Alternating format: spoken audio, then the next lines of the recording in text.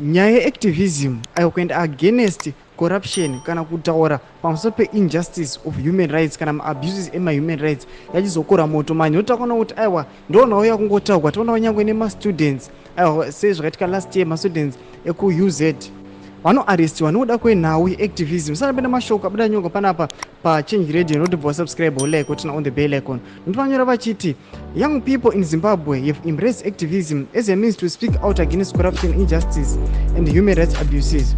This has come about due to the government's bending of the law to protect their power at the expense of the general citizens.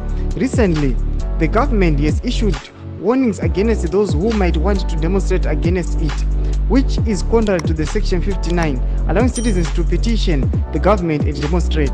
Last year, 6 University of Zimbabwe students were arrested on allegations that they placed graffiti on government buildings as a means to fight injustice.